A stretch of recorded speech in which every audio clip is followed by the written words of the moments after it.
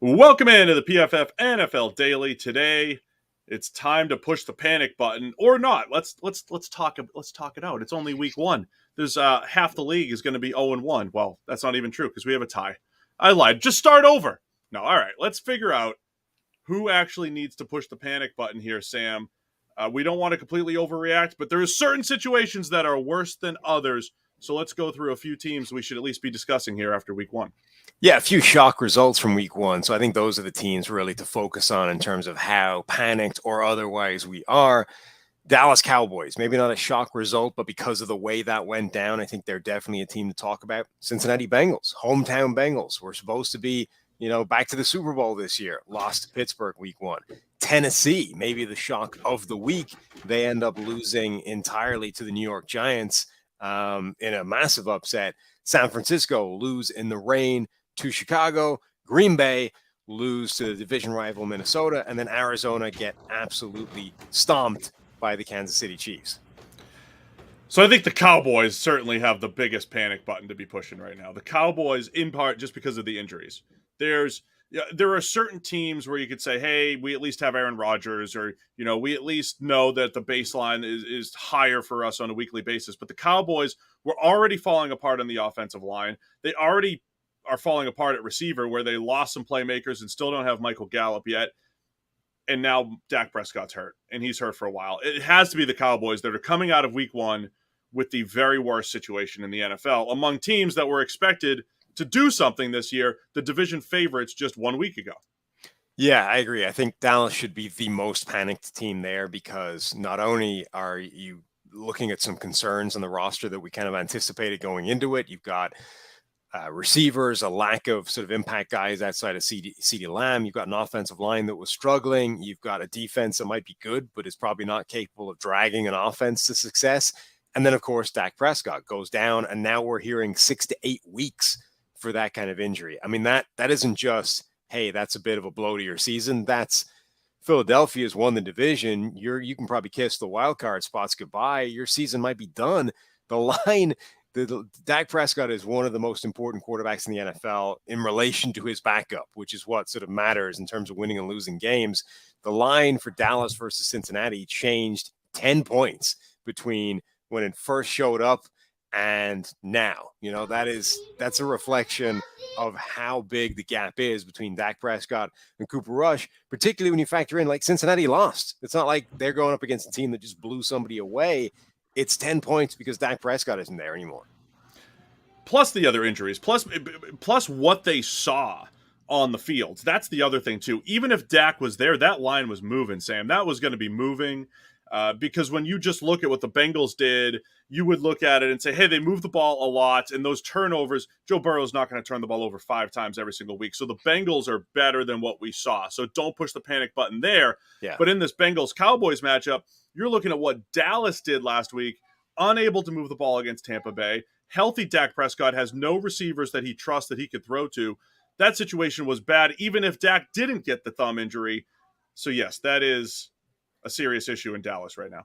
Yeah, the Bengals are the team that I'm least concerned by, I think, in this entire group. Yeah, they lost. Yeah, they should have won that game, but that's the reason I'm not too bothered. One, Pittsburgh always starts the season good. Pittsburgh shocked Buffalo a year ago, and the Bills were arguably the best team in the NFL last season over the course of it. Even despite, Pittsburgh showing up, Cincinnati having a bad game, it still took like 5 turnovers for this to happen. And even then, Cincinnati probably wins if they challenge the play where they really had a game-winning touchdown late in the game. Even if outside of that, they were an inch away from Jamar Chase getting both feet down with a spectacular game-winning one-handed grab. So, like, the Bengals could have, should have won that game despite 5 turnovers. So I'm not worried by them. The NFL's opening week action was action-packed, but it's just getting started. Get ready for week 2 of touchdowns, big plays, and even bigger wins from DraftKings Sportsbook, an official sports betting partner of the NFL.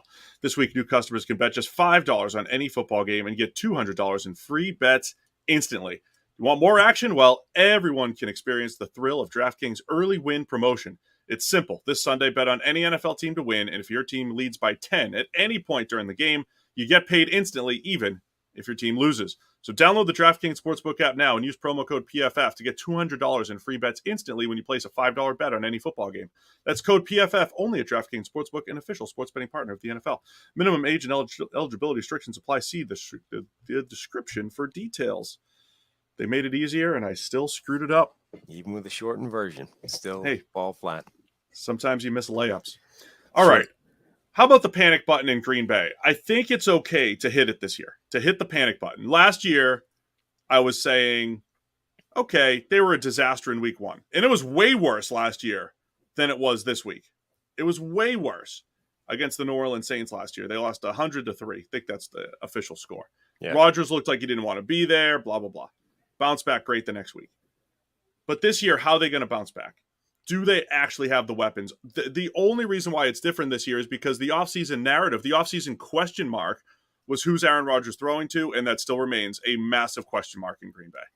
Yeah, but my argument would simply be, like, what is the new piece of information coming out of that game versus what we thought going into the game? You know, like, we knew that Green Bay's receivers stank. That's not a revelation. That was going to be an issue all season long. And to me, that's an issue that's going to prevent them winning a Super Bowl, not an issue that's going to prevent them getting to the playoffs or potentially even winning the division.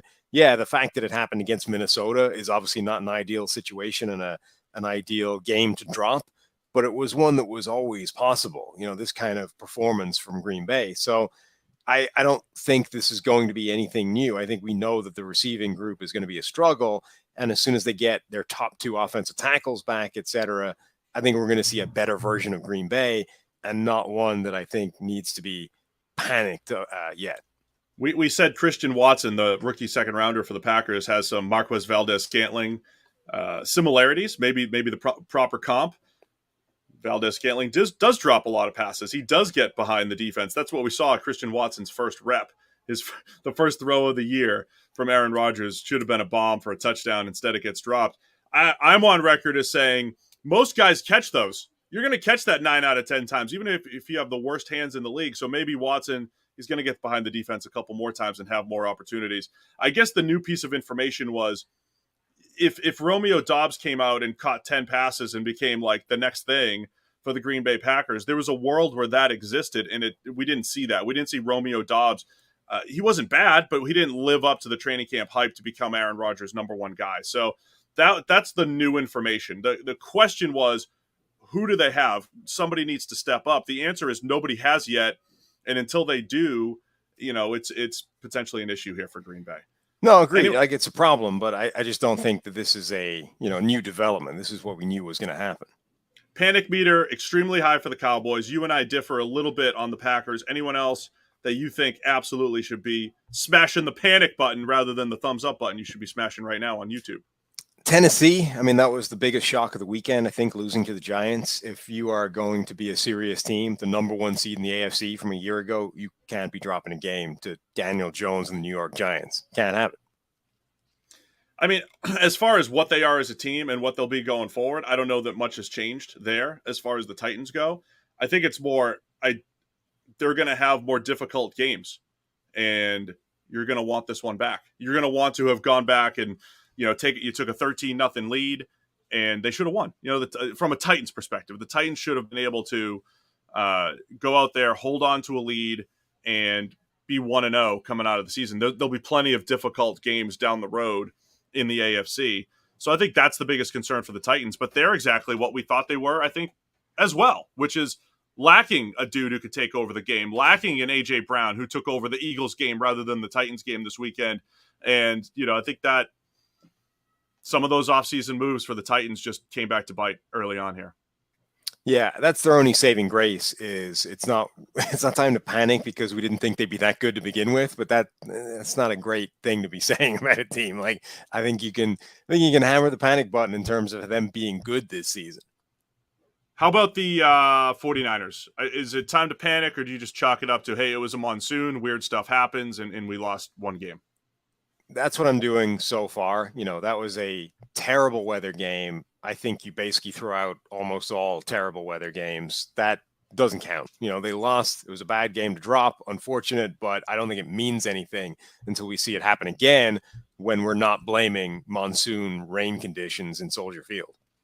All right. Well, I want to hear from the people. Who should we be panicking on? Are you panicked? If you're a fan of a team, if you're 0-1, are you worried about this season? Let us know in the comments. It's